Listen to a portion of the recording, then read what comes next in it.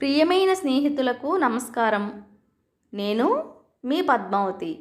స్నేహితులు, ఈరోజు మనం వినబోతున్న కథ స్పైడర్ క్రైమ్. రచన విజయ్ ఆర్కే. ఇక కథలోకి వెళితే, సౌత్ బ్లాక్లో నార్త్ విల్లాలో ఉన్న మార్గరెట్ అనుమానాస్పద రీతిలో మృతి చెందింది. విషపు కాటుకు గురై మరణించిందని ఫోరెన్సిక్ రిపోర్ట్లో తెలిసింది. 35 ఏళ్ల మార్గరెట్ చేతి వేలి గోరు మీద విషపు కాటు గుర్తు ఉంది. పాము కాటుకు గురై మరణించిందా, మరేదైనా విషపు కీటకం కాటుకు గురై మరణించిందా? మార్గరెట్ మరణం సహజ మరణమా, ఆత్మహత్య, హత్య?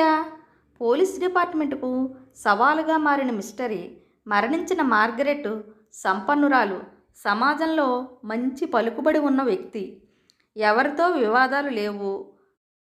మార్గరెట్ భర్త నిక్సన్ ఆస్ట్రేలియాలో ఒక ల్యాబ్లో జూనియర్ సైంటిస్ట్గా జాబ్ చేస్తున్నాడు. ఇండియా వదిలి ఉండడానికి ఇష్టపడని మార్గరెట్ ఇక్కడే స్థిరపడింది. సంవత్సరంలో 1-2 సార్లు వచ్చిపోతుంటాడు. 2 రోజుల క్రితం ఇండియా వచ్చాడు. వచ్చిన రోజే భార్యతో కలిసి క్రిస్మస్ షాపింగ్ చేశాడు. మరుసటి రోజు రాత్రి ఫ్రెండ్స్తో కలిసి పార్టీ ఉందని రిసార్ట్స్కు వెళ్ళాడు. లేట్ నైట్ పార్టీ అయ్యాక తెల్లవారుజామున 4 గంటలకు తన దగ్గర ఉన్న డూప్లికేట్ కీతో లోపలికి వెళ్ళి చూస్తే భార్య మార్గరెట్ అపస్మారక స్థితిలో కనిపించింది. డాక్టర్ వచ్చి షీజ్ నో మోర్ అని చెప్పారు. ఇది ఆత్మహత్య అనడానికి ఆధారాలు లేవు. హత్య అనడానికి ఎవిడెన్స్ లేవు. దోపిడీ జరిగింది అని చెప్పడానికి సాక్ష్యం లేదు. కేవలం ఒక కీటకం కాటుకు మాత్రమే చనిపోయింది. అయితే అది పాము కాటు కూడా కాదు. పాము కాటు వేసిన ఆనవాళ్లు లేవు. ఫోరెన్సిక్ తేల్చిన విషయం గురించి ఆలోచిస్తున్నాడు ఏసీపీ ప్రద్యుమ్న. అప్పుడు గుర్తొచ్చాడు కార్తికేయ. ఎలాంటి క్లిష్టతరమైన కేసునైనా సాహసంతో పరిశోధించి ఛేదించే డిటెక్టివ్ కార్తికేయ. అప్పటి వరకు గుండెల మీద ఉన్న భారం తేలికైనట్లు అనిపించింది. డిపార్ట్మెంట్ వెహికల్లో కాకుండా తన స్వంత కారులో బయలుదేరాడు. 2 నిమిషాల్లో కుశల ప్రశ్నల తర్వాత స్ట్రైట్గా పాయింట్లోకి వచ్చాడు కార్తికేయ. మీకు ఎవరి మీదైనా అనుమానం ఉందా? కార్తికేయ అడిగాడు. అనుమానించడానికి ఎలాంటి కారణం కనిపించలేదు. దొంగతనం జరగలేదు. ఒంటి మీద ఎలాంటి గాయాలు లేవు. పెనుగులాడిన గుర్తులు లేవు. సీసీ కెమెరాలో అనుమానించదగిన విజువల్స్ లేవు. అన్నింటికీ మించి విషపు కాటు అని స్పష్టంగా తెలుస్తోంది. ఆ పరిసరాల్లో పాము కూడా లేదు. పాము కాటు కాదని నిపుణులు చెబుతున్నారు. అందుకే కేసు క్లోజ్ చేయడం తప్పడం లేదు. కానీ అసంపూర్తిగా కేసు క్లోజ్ చేయలేకపోతున్నాను. ఈ కేసులో నేను ఎక్కడో దారి తప్పాను అనే సంశయలాభంతో మిమ్మల్ని కలిశాను. మార్గరెట్ ఇంట్లో ఒక్కతే ఉంటుంది. ఒక సహాయకురాలు, అన్నీ ఆవిడే చూసుకుంటుంది. వంట మనిషి, గార్డెనింగ్ చేసే తోటమాలి. ఆవిడ భర్త నిక్సన్ ఆస్ట్రేలియాలో జూనియర్ సైంటిస్ట్. ఇండియా వదిలి రావడానికి ఇష్టపడని మార్గరెట్ ఇక్కడే స్థిరపడింది. అతనే అప్పుడప్పుడు వచ్చి వెళుతూ ఉంటాడు. మొన్ననే వచ్చాడు. భార్యతో కలిసి క్రిస్మస్ షాపింగ్ కూడా చేశారు. అతడిని కూడా ఎంక్వైరీ చేశాను. అతనికి కూడా ఎవరి మీద అనుమానం లేదని చెప్పాడు. మరి మీకు అతని మీద అనుమానం కలగలేదా? అడిగాడు కార్తికేయ ఏసీపీ ప్రద్యుమ్న వైపు చూసి. అతని మీద? అతను రాత్రంతా పార్టీలో ఉన్నాడు. భార్యాభర్తల మధ్య గొడవలు లేవు. అతనికి వ్యతిరేకంగా ఎలాంటి ఎవిడెన్స్ లేదు. అతని ప్రతి కదలికను ఎంక్వైరీ చేయించాను చెప్పాడు. సో డబ్బు పోలేదు కాబట్టి, దొంగతనం జరగలేదు కాబట్టి, హత్యకు మోటివ్ లేదు, హత్యాయుధం లేదు కాబట్టి, పెనుగులాడిన గుర్తులు లేవు కాబట్టి హత్య కాదు, వేలిముద్రలు లేవు, సీసీ ఫుటేజీలో అనుమానించదగ్గ విజువల్స్ లేవు, మార్గరెట్కు శత్రువులు లేరు. అయినా ఆమె మరణం ఎలా సంభవించిందో తెలుసుకోవాలని అనుకుంటున్నారు కదూ? ఏసీపీ వైపు చూసి అడిగాడు. ఎస్, ఈ సాహసం మీరు మాత్రమే చేయగలరు. సాహసం అని ఎందుకు అంటున్నానంటే ఇందులో పరిశోధనకు ఆస్కారం లేదు. సాహసమే ఈ కేసును సాల్వ్ చేయగలదు అన్నాడు ప్రద్యుమ్న. ఓకే, ఒకసారి మనం మళ్ళీ క్రైమ్ సీన్లోకి వెళ్ళాలి. సీను రీకన్స్ట్రక్షన్ అవసరం. అందరినీ విచారించాలి అని అన్నాడు. ష్యూర్, బట్ మనకు ఉన్న సమయం 24 గంటలే. ఇంకా ఏమైనా అడగాలా? ఒకే ఒకటి, మీ వ్యక్తిగతమైతే సమాధానం అవసరం లేదు.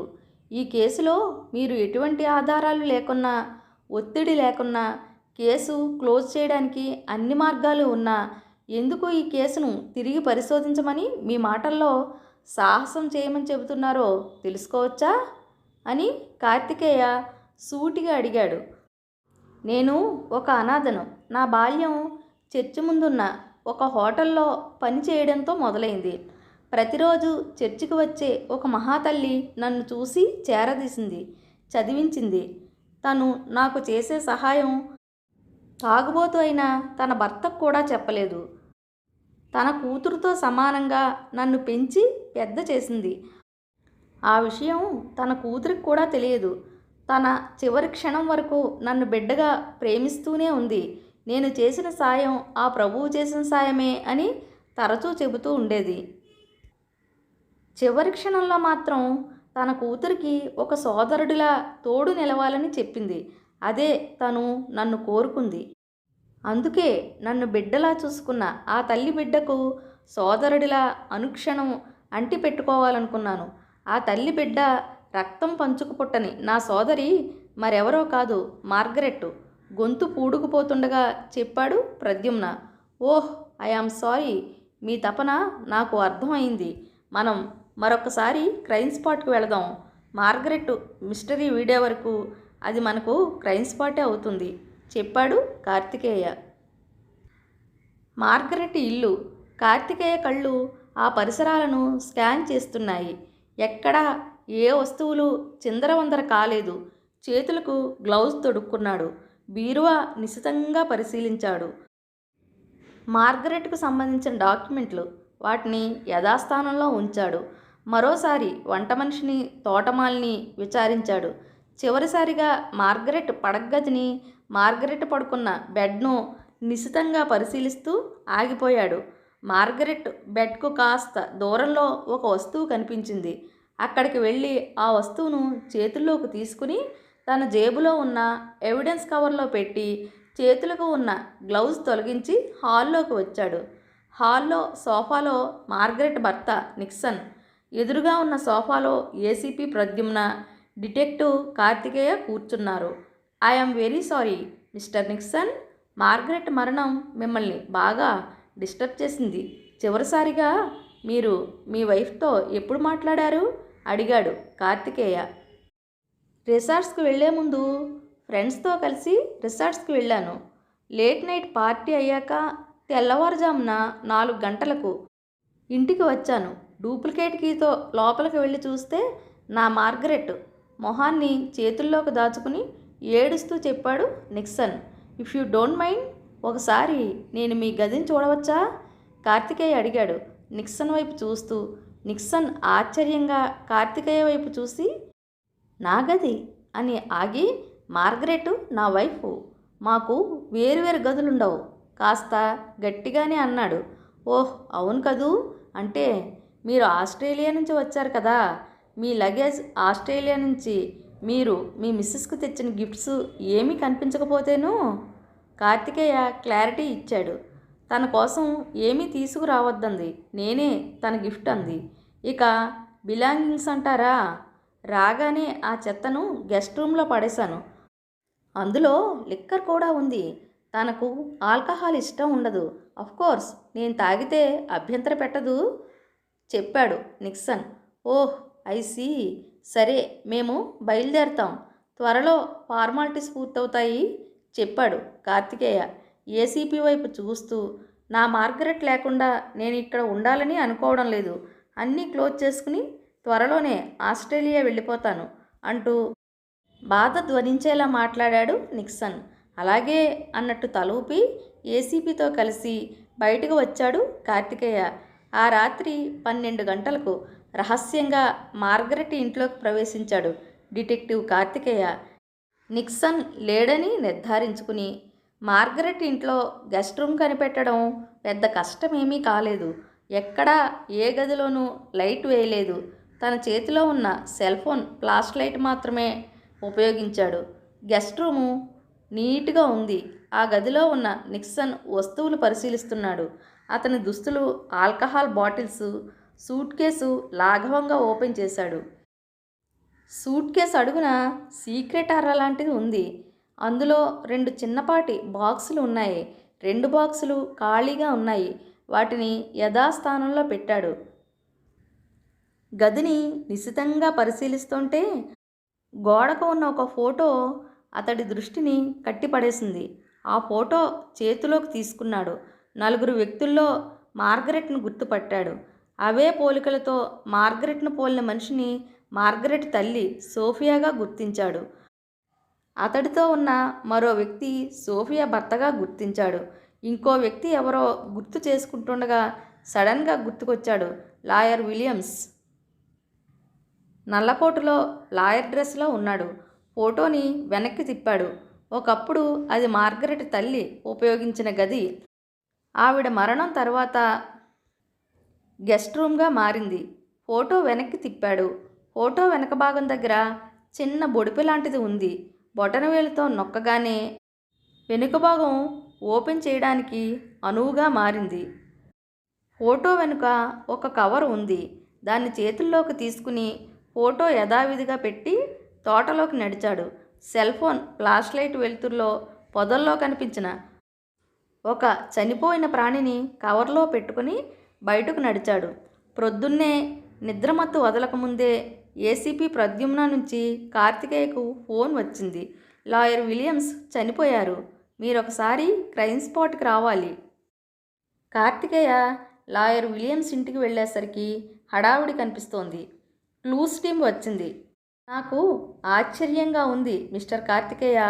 మార్గరెట్ ఎలా చనిపోయిందో లాయర్ అలాగే చనిపోయాడు.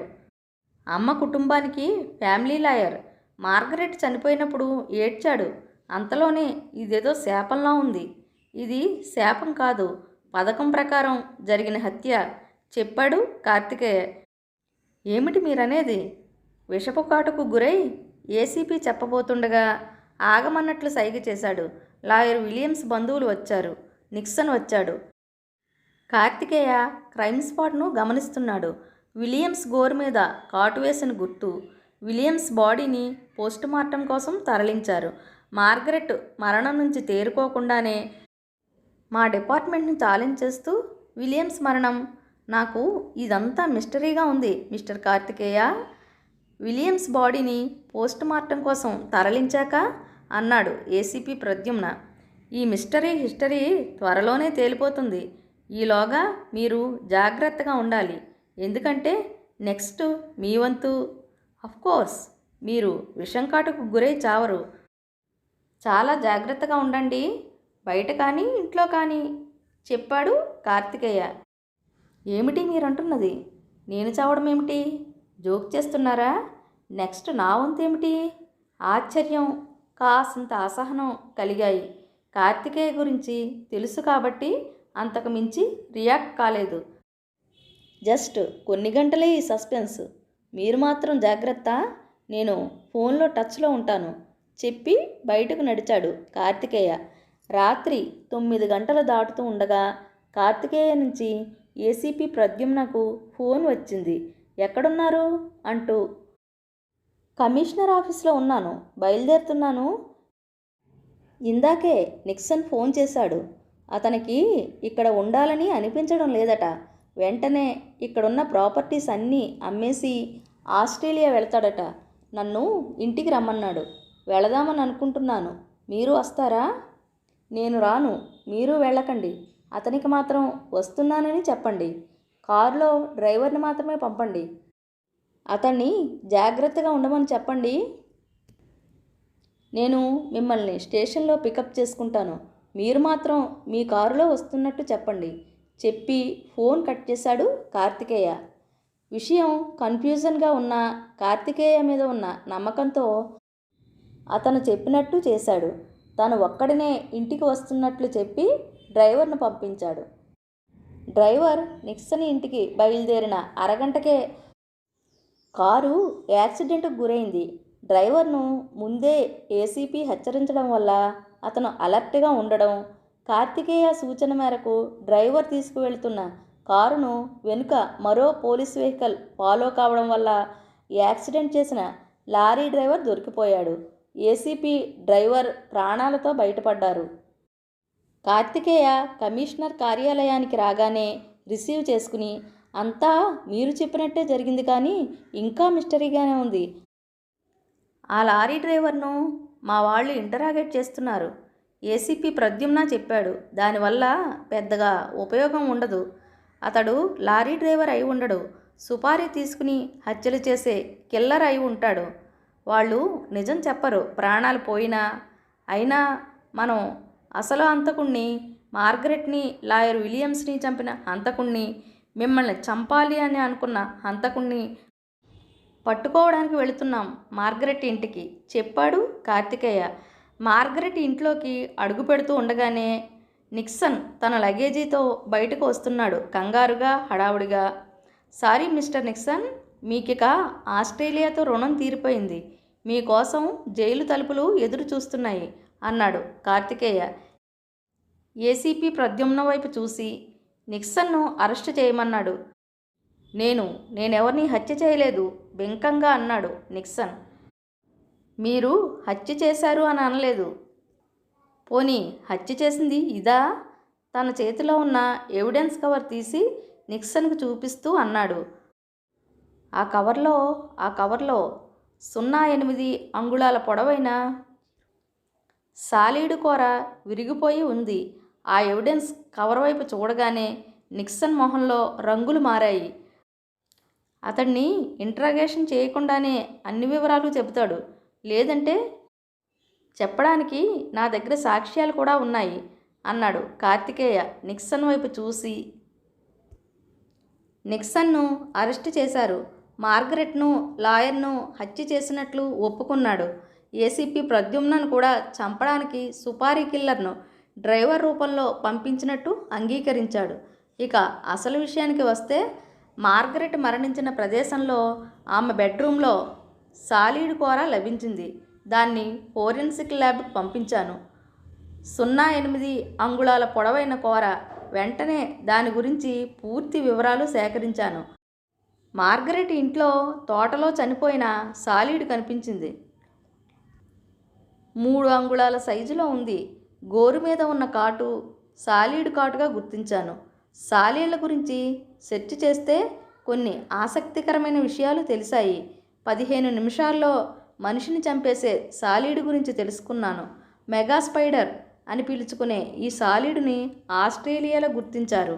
అప్పుడు గుర్తొచ్చింది, నిక్సన్ ఉండేది ఆస్ట్రేలియాలోనే.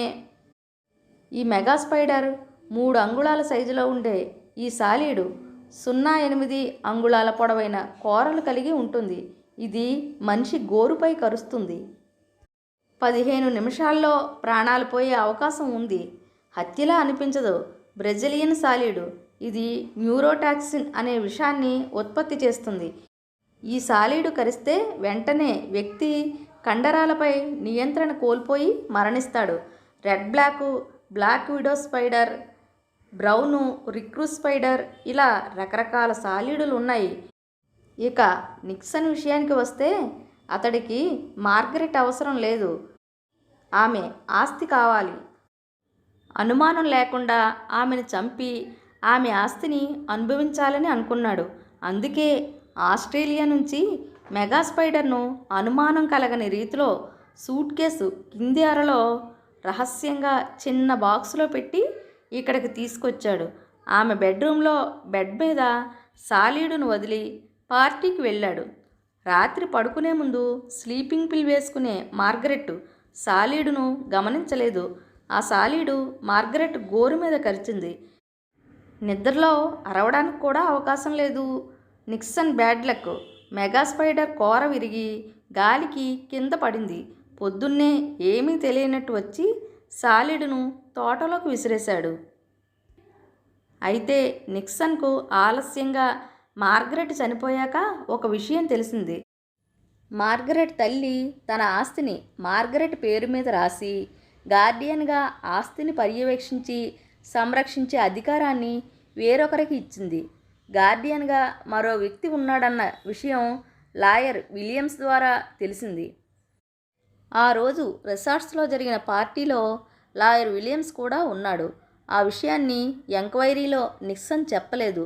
మార్గరెట్ చనిపోయినా లాయర్ నిక్సన్ ద్వారా గార్డియన్కు విషయం తెలిసిపోతుందని అర్థమైంది. అసలు వీలునామా విషయం గార్డియన్కి తెలియకముందే లాయర్ని చంపేస్తే సమస్య సాల్వ్ అవుతుందనుకున్నాడు.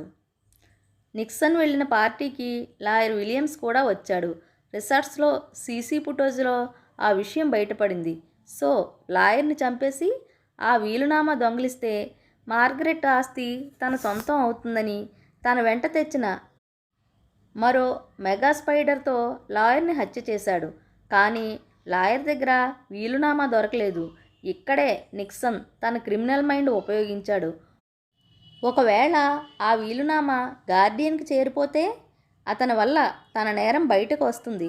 కటకటాల వెనక్కి వెళ్లాల్సి వస్తుంది. అందుకే ఆ గార్డియన్ని చంపేస్తే ఏ సమస్య ఉండదు అనుకున్నాడు. తన చేతికి రక్తం అంటకుండా సుపారీ కిల్లర్తో చంపిస్తే కేసు కిల్లర్ గ్యాంగ్ మీదకి వెళుతుంది. సుపారీ గ్యాంగ్ పని అనుకుంటారు. ఈలోగా తను దేశం వదిలి ఆస్తితో పారిపోవచ్చని స్కెచ్ వేశాడు. గార్డియన్ హత్య కేసులో ఉన్నది కిల్లర్ కాబట్టి తన మీద అనుమానం రాదనుకున్నాడు. చెప్పడం ఆపి ప్రద్యుమ్న వైపు చూశాడు. మరి అలాంటప్పుడు నిక్సన్ నన్నెందుకు చంపాలని అని ఆగి డిటెక్టివ్ కార్తికేయ వైపు చూశాడు. అవును, మార్గరెట్ తల్లి సోఫియా తన ఆస్తిని కూతురు పేర రాసి ఆ ఆస్తికి నిన్ను గార్డియన్గా నియమించింది. తను నిన్ను తన కొడుకుగా భావించింది చెప్పాడు కార్తికేయ. ప్రద్యుమ్న కళ్ళు తడిబారాయి. డబ్బు కోసం ఇంత నీచానికి ఒడిగడతాడా? మార్గరెట్ గుర్తొచ్చి ప్రద్యుమ్న కళ్ళు చెమర్చాయి. తనను చదివించి ఇంత వాడించేసిన తల్లిలాంటి సోఫియా గుర్తొచ్చి మనసు కన్నీటి పర్యంతమైంది. ఆస్తిని అనుభవించే సోదరు లేదు. నా తల్లి ఆత్మ శాంతించాలి. అందుకే మార్గరెట్ ట్రస్ట్కు ఈ ఆస్తిని బదలాయిస్తున్నాను. అనాథలకు, చదువుకునే స్తోమత లేనివారికి, నిస్సహాయులకు ఈ ట్రస్ట్ ద్వారా సహాయం అందుతుంది చెప్పాడు ప్రద్యుమ్న. చక్కని నిర్ణయం. అన్నట్టు ఈ క్రైమ్లో హంతకుడు నిక్సన్ అయితే హత్య చేసిన ఆయుధం సాలీడు బ్లాక్ స్పైడర్. తన చేతిలో ఉన్న ఎవిడెన్స్ కవర్లు అందిస్తూ చెప్పాడు కార్తికేయ. 2 కవర్లలో 2 బ్లాక్ స్పైడర్స్ ఉన్నాయి. మరో కవర్లో విరిగిన బ్లాక్ స్పైడర్ కోర ఉంది. మీరు చేసిన ఒక సాహసోపేతమైన పరిశోధన మార్గరెట్ మృతికి గొప్ప నివాళి. థ్యాంక్ యూ మిస్టర్ కార్తికేయ కరచాలనం చేస్తూ చెప్పాడు. కథ చాలా ఉత్కంఠభరితంగా సాగింది కదండి. మరి నా కథ నచ్చితే లైక్ చేయండి, షేర్ చేయండి, సబ్స్క్రైబ్ చేసుకుని నన్ను ఎంకరేజ్ చేయండి. మరొక మంచి కథతో మళ్ళీ కలుద్దాం. ఇక సెలవా మరి.